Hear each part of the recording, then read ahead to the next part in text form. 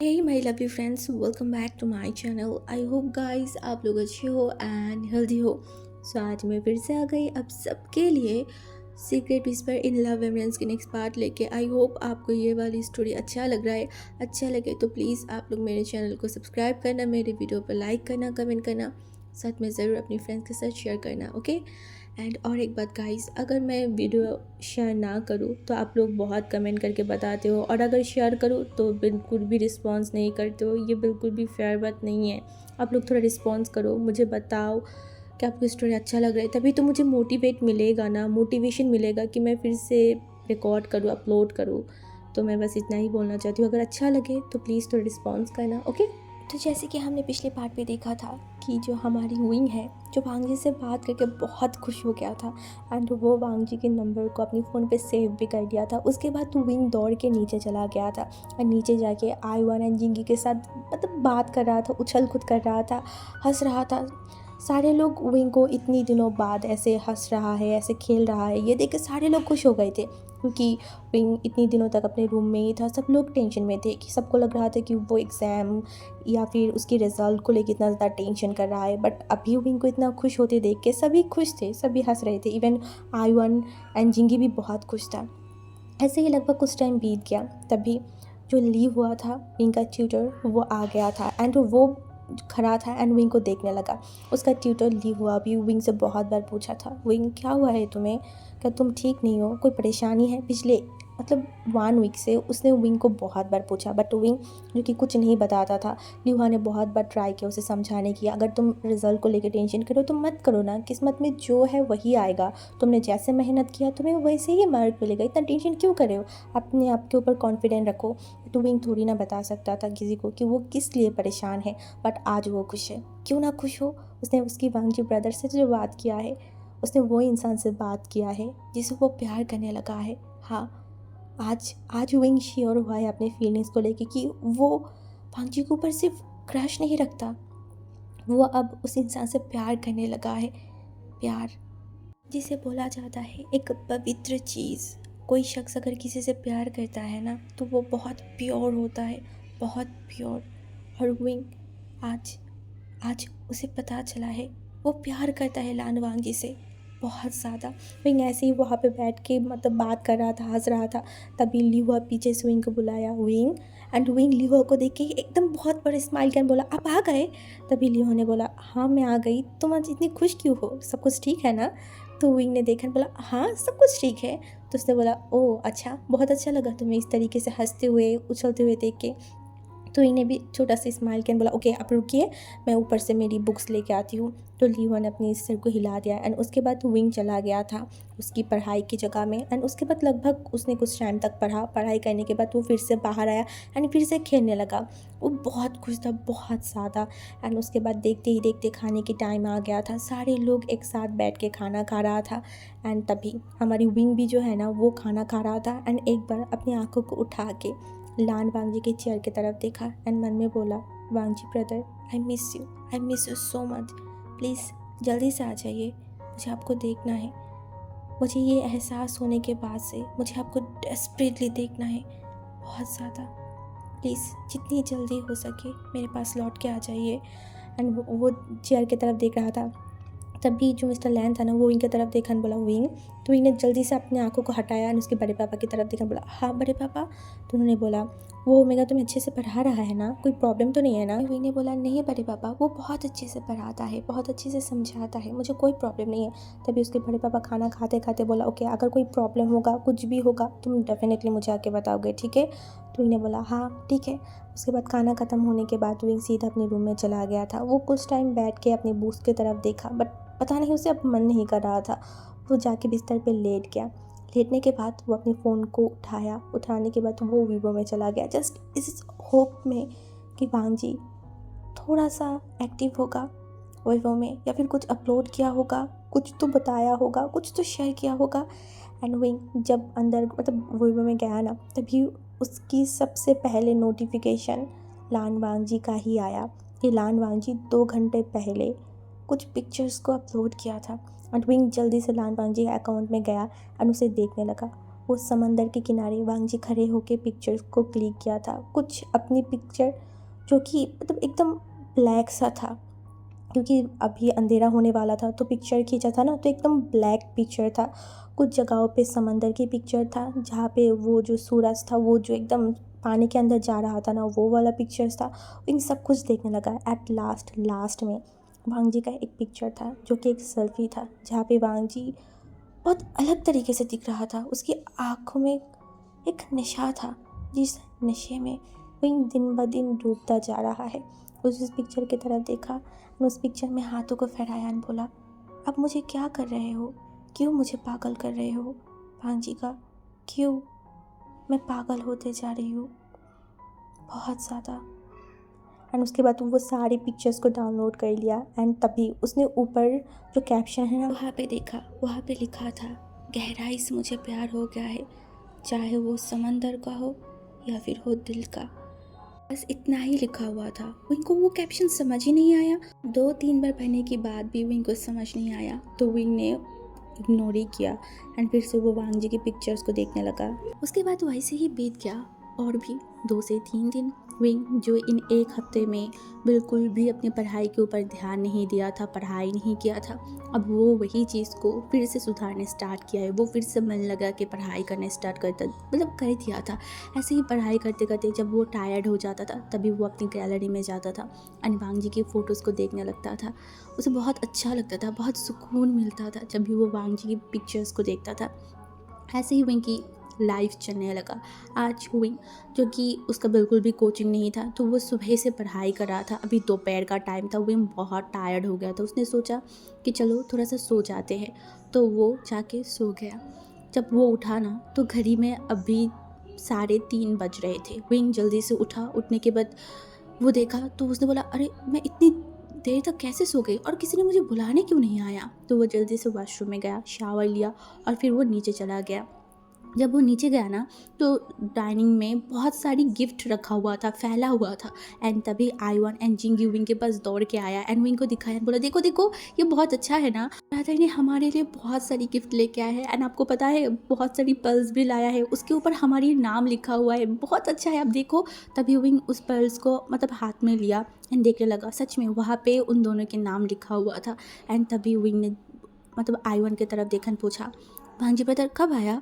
तभी हमारी आईवन ने देखा, बोला वो तो कुछ ही टाइम पहले आया एंड सबको अपनी अपनी गिफ्ट भी दिया है।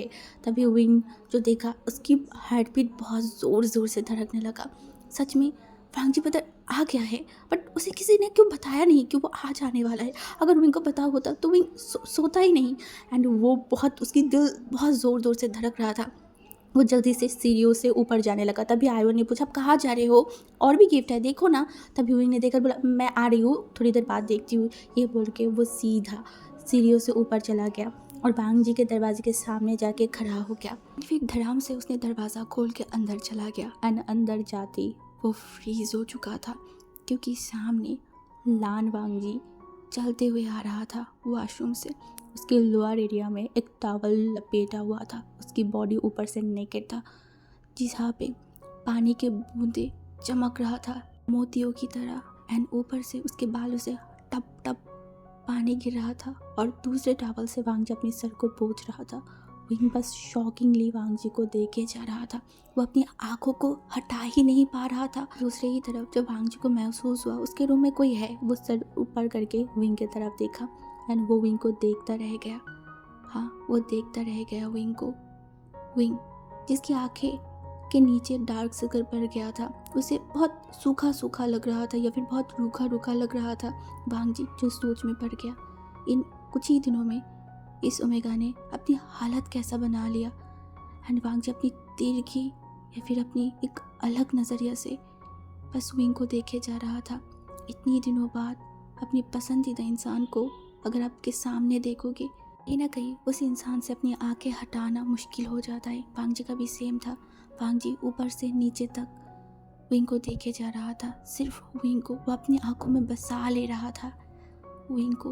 विंग ने जब देखा वांग जी उसे किस तरीके से देख रहा है, तभी उसने मन में बोला, प्लीज़ मुझे ऐसे मत देखिए, मैं मर जाऊंगी, मैं बर्बाद हो जाऊंगी। अब हर बार हर तरीके से मुझे मारने के लिए तो तैयार हो जाते हो, वांग जी ब्रदर, उसकी दिल बहुत ज़ोर ज़ोर से धड़क रहा था। वो वांग जी के ऊपर से अपनी आंखों को हटा ही नहीं पा रहा था। वो बहुत मुश्किलों से अपनी आंखों को हटाया एंड पीछे मुड़ गया एंड वो बोला I am sorry Wang ji brother, I am sorry. But Wang ji अभी भी विंग को देखे जा रहा था, सिर्फ और सिर्फ विंग को। तभी विंग बोल के उठा I am sorry Wang ji brother, I am really sorry. तभी वांग जी को होश आया एंड वांग जी जो कि विंग की तरफ देखकर बोला सॉरी वाई। तभी विंग ने बोला वो मैं गलत टाइम पे आ गई ना, इसलिए। एंड ये बोल के वो जाने लगा। तभी वांग जी ने बोला स्टॉप। एंड विंग जो कि एक कदम बढ़ाया ही था वो फिर से खड़ा हो गया। मेरे रूम में मेरे परमिशन लेके नहीं आया, इट्स ओके, बट अब जब आ गया है तब बाहर तब जाएगा जब मैं बोलूँगी, ये मेरा रूल्स है।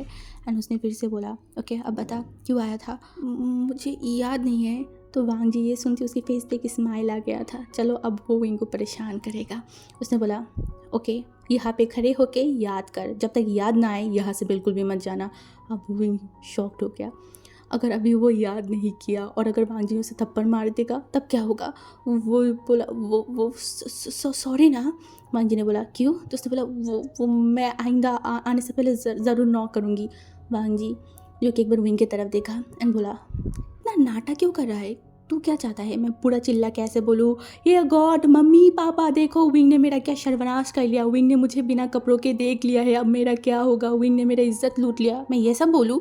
विंग एकदम शॉक्ड हो गया था। वो वांग जी को देखने लगा, हाँ ये क्या बोल रहा है। उसने बोला नहीं नहीं नहीं। तो वांग जी ने बोला तो सुन पहले मेरी बात, मैं कोई ओमेगा नहीं हूँ कि मुझे ऐसे देख लिया तो प्रॉब्लम हो जाएगा, ठीक है ना। मैं एक अल्फ़ा हूँ, मुझे इस तरीके से देखना या फिर मुझे ऐसे बिना कपड़ों के देखना इससे कोई फ़र्क नहीं पड़ जाएगा। और तू अपनी ये सब नाटक बंद कर और ये बोल यहाँ पे आया क्यों था। जो अपने सर को झुका लिया था एंड अपनी शेकिंग वॉइस में बोला वो मैं आपको देखने आई थी। तभी वांग जी जो कि अपनी आंखों को एकदम छोटे छोटे कर लिया एंड बोला ओके मुझे देखना आया था, मुझे देख लिया, इतनी फॉर्मेलिटी करने की क्या ज़रूरत था, मुझे ये नहीं समझ आ रहा है।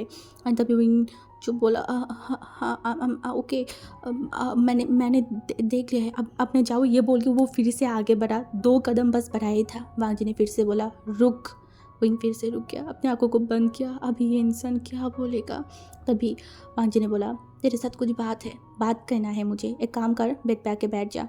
अब विंग जिसका दिमाग एकदम सुन हो गया था वो और ज़्यादा देर तक यहाँ पे नहीं बैठ सकता, वो सांसें अटक के मर जाएगा, वो भी वांग जी के सामने। वांग जी जब इस तरीके से खड़ा है, ये इंसान कपड़े क्यों नहीं पहन रहा है, उसे समझ नहीं आ रहा था वो क्या करे, बट वो क्या ही करे, वो खड़ा था। वांग जी ने फिर से बोला क्या तेरे कानों में कोई प्रॉब्लम है, हाँ मेरी बात सुनाई नहीं देता, मैंने बोला ना यहाँ पे आके बैठ जा। तो विंग चुपचाप जाके बेड पे बैठ गया। तभी वांग जी जो कि साइड से ही उसके एक टी शर्ट को ले लिया एंड वो विंग के सामने आके खड़ा हुआ बोला अब बता क्या हुआ है तुझे। तभी विंग अपनी शेकिंग वॉइस में बोला आप पहले कुछ प्लीज़ पहन लीजिए। वांग जी जो एक स्माइल किया एंड उसके बाद वो कपड़े मतलब टी शर्ट को पहन लिया एंड बोला अब ठीक है। तभी विंग जो कि अपने सर को उठा के देखा एंड अपने सर को हिलाया एंड वांग जी ने बोला अब बता क्या हुआ है। तभी विंग ने बोला नहीं कुछ भी तो नहीं। तभी वांग जी जो कि विंग की तरफ देखा इनको बोला मन तो करता है कि मैं तुझे जाके हॉस्पिटल में बेच दूँ। विंग शॉक्ड हो गया एंड वांग जी की तरफ देखा बोला पर क्यों। वांग जी ने बोला क्योंकि तू वहाँ पे अच्छे से रह पाएगा, घर के लिए तो तू नहीं है। तभी विंग ने देखा एंड तभी वांग जी ने बोला अपनी क्या हालत बना लिया है तूने, एक बार भी आईने में अपनी शक्ल देखा है, हाँ कैसा दिख रहा है तू, देख के लग रहा है कि बीमार है, कभी भी कहीं पे भी गिर जाएगा, बेहोश हो जाएगा, ऐसा लग रहा है। कितनी दिनों से अपने हाथ मुंह अच्छे से नहीं धोया था, बता। अपने बालों को देखा है, बाल बिखर चुका है तेरी, यहाँ से वहाँ कैसे दिखाई दे रहा है, हाँ अपनी ख्याल क्यों नहीं रखता तू, मेरी बात क्यों नहीं सुनता। हाँ मैंने पता किया है इन सारे दिनों में तूने कोई भी रूटीन को फॉलो नहीं किया, ना तूने ढंग से पढ़ाई किया, ना खाना खाया, ना नहाया, सब कुछ अपने मुताबिक कर रहा था, क्यों किस लिए। विंग एकदम चुप हो गया। वांग जी फिर से बोला अगर पढ़ाई करने का मन नहीं कर रहा है, पढ़ाई नहीं करना चाहता, बस मुझे एक बार बता दे कि वांग जी ब्रदर मुझे पढ़ाई नहीं करना, बस आई प्रॉमिस घर वाले कोई भी किसी लोग भी तेरे ऊपर कोई भी एलिगेशन या फिर कुछ भी नहीं बोलेगा, ये मैं तुझे मेक श्योर करती हूँ। अगर पढ़ना नहीं है तो कोई बात नहीं, क्यों अपने ऊपर इतना फोर्स कर रहा है, अपने ऊपर क्यों जोर दे रहा है। तभी विंग जो कि वांग जी की तरफ देखा बोला नहीं मुझे पढ़ना है। वांग जी ने बोला पढ़ना है तो पढ़ाई कर रहा है, पिछले जो तेरा एग्ज़ाम था उस एग्ज़ाम में तेरा मार्क क्या आया था, तूने कितनी बुरी रिज़ल्ट किया है। तभी विंग ने बोला नहीं तो ऐसा कुछ नहीं है। वांग जी ने बोला पूरे घर वालों से झूठ बोल ले बट मुझसे नहीं हुई। बिल्कुल भी मुझसे झूठ बोलने की कोशिश मत करना। तुझे क्या लगता है मुझे नहीं पता? कुछ दिन पहले जो तेरी 30 मार्क की एग्ज़ाम आया था वहाँ पे तूने कितनी मार्क लाया? 15, 16, 12 ऐसे करके। तुझे क्या लगता है तू ऐसे पढ़ाई करेगा, ऐसे मार्क लाएगा तो तू कोई भी अच्छे यूनिवर्सिटी में चांस पाएगा? इम्पॉसिबल। तेरे लिए कोई भी यूनिवर्सिटी नहीं आएगा विंग। हार्ड वर्क करना पड़ेगा, पढ़ाई करना पड़ेगा। और तू जो कर रहा है ना इससे कुछ नहीं होगा, पैसा बर्बाद के सिवा और कुछ नहीं हो रहा है। सारे लोग तेरे ऊपर एक्सपेक्टेशन लगा के बैठा हुआ है और तू क्या कर रहा है? जो भांग जी की तरफ देख रहा था एंड उसने बोला आपको कैसे पता? भांग जी जो कि विंग की तरफ देखा एंड बोला विंग मैंने तुझे जाने दिया है बट मैंने तुझे छोड़ा नहीं है। तुझे क्या लगता है हाँ मुझे कैसे पता चला होगा? मुझे तेरे बारे में हर एक चीज़ पता है, चाहे वो छोटी हो चाहे वो बड़े हो। तू जो कोचिंग में पढ़ता है उस कोचिंग के सारे लोग मुझे जानता है। तेरे गार्डियन के जो नंबर है ना वो नंबर भी मेरा है। जैसे तेरे पास हर एक चीज़ की मैसेज आता है ठीक मेरे पास भी तेरे वो मैसेज सेंड होता है। उसके बाद भी तेरी फ्रेंड सर्कल, तेरे आसपास कौन लोग हैं, कहाँ जाता है, सब कुछ मुझे पता है। तेरे ट्यूशन टीचर मुझे जानते हैं और उससे भी बड़ी बात तू जहाँ पे कदम रखेगा वो सारी जगह मेरा है, मेरे कब्जे में है। तो आइंदा मुझे झूठ बोलने की, मुझसे बात छुपाने की बिल्कुल भी कोशिश मत करना। समझ में आई? पिंग जो शॉकिंगली वांग जी की बात सुन रहा था, इस कुछ टाइम पहले उसकी आंखों से पानी आ रहा था, अब उसकी आंखों से पानी आना बंद हो गया था। वो बस वांग जी को देख रहा था। वांग जी जो कि विंग को देख रहा था, तभी विंग अपनी आंखों को हटा लिया एंड वो खड़ा हुआ एंड बाहर की तरफ जाने लगा। तभी वांग जी ने बोला रुक एंड विंग रुक गया। अब उसे सच में उसके हाथ पैर शेक कर रहा था क्योंकि वांग जी उसे जो जो बातें बोला है, जो भी चीज़ें बोला है वो कहीं ना कहीं सच है, सब कुछ सच है। यही सारी चीज़ सोच के उनको बहुत ज़्यादा ही मतलब घबराहट फील हो रहा था। तभी वांग जी जो अपने हाथों में एक शॉपिंग बैग लेके विंग के एकदम पास चला गया था एंड विंग को वांग जी की बॉडी से आती हुई वो स्मेल जब उसे महसूस हुआ ना, एक लंबा सा ब्रीथ लिया और तभी वांग जी उसके सामने आया एंड विंग के हाथों में उस बैग को दिया एंड बोला ये तेरे लिए। तभी विंग वांग जी की तरफ देखा एंड वांग जी ने बोला पकड़। तो इन्हें जल्दी से पकड़ा एंड वांग जी ने उसकी तरफ देखा एंड बोला अगर आइंदा मैंने देखा कि तूने अपनी रूटीन को कंप्लीट नहीं किया, नहीं माना और पढ़ाई में नहीं किया, कोई भी कम नंबर तुझे मिला तो इस बार तेरी खैर नहीं हुई। मैं इस बार तुझे समझा रही हूँ बट नेक्स्ट टाइम मैं तुझे समझाऊंगा नहीं।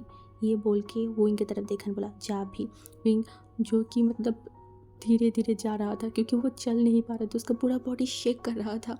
बट वो एट लास्ट अपने रूम में गया, दरवाज़ा बंद किया एंड उस बैग को साइड में रख के वो बेड पे लेट गया और बहुत ज़ोर ज़ोर से सांस ले रहा था। उसका बॉडी अभी भी शेक कर रहा था। हाँ वांग जी ने उसे धमकाया है। उसे विंग को ज़्यादा फ़र्क नहीं पड़ा, उसे सबसे ज़्यादा फ़र्क पड़ा है वांग जी का वो naked body. Oh my God वो मर जाएगा, वो मर जाएगा। उसे ऐसा फील हो रहा था। वो अपनी आंखों को बंद कर लिया एंड बिस्तर को, चादर को एकदम कस के पकड़ा। बट उसकी आंखों के सामने वांग जी का वही बॉडी आ रहा था। उस बॉडी में कैसे वो पानी के बूंद लगा हुआ था, वांग जी कैसा दिखाई दे रहा था।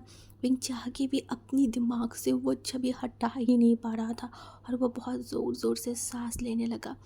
तभी वो उठ के एकदम बैठ गया एंड वो बहुत लंबा लंबा ब्रीथ लेने लगा। बोला विंग क्या हो रहा है तुझे, क्यों ऐसा फील कर रहा है? वो आंखें बंद करके भी वांग जी को देख रहा था और आंखें खोलने के बाद भी उसे हर जगह पे वांग जी आ रहा था उसकी आंखों के सामने। विंग जो बहुत लंबी लंबी ब्रीथ लेने लगा और उसके दिमाग में कंटिन्यूसली वांग जी की एक बात आ रहा था, विंग मैंने तुझे जाने दिया है बट मैंने तुझे छोड़ नहीं दिया है। बस यही एक वर्ड विंग के दिमाग में बस कंटिन्यूसली बजे जा रहा था। हर कोई चाहता है उसकी पसंदीदा इंसान उसके ऊपर नज़र रखे, उसे प्रोटेक्ट करके रखे, उसके बारे में सोचे। अगर वांग जी उसे अपने भाई के तरफ मतलब आंखों से भी देख के भी अगर उसके बारे में ये सब कुछ कर रहा है, उसके बारे में सोच रहा है, तभी भी विंग खुश है, बहुत खुश है। चाहे वांग जी उसके बारे में सोच तो रहा है, चाहे किसी भी नज़र से सोचे, किसी भी नज़र पे, इनके लिए वही काफ़ी है। वांग जी की वर्ड काफ़ी है, बहुत ज़्यादा। इनको बहुत अलग फील हो रहा था। इतने दिनों से जो वो बेचैन था, जो परेशान था, उसकी सारी बेचैनी, सारी परेशानी गायब हो चुका था। उसे इतना सुकून आ रहा था कि वो बेड पे लेट गया, अपनी आंखों को बंद किया एंड वांग जी के ख्वाब, वांग जी के बारे में सोचते सोचते वो सो गया था। शाम के टाइम पे वो उठा।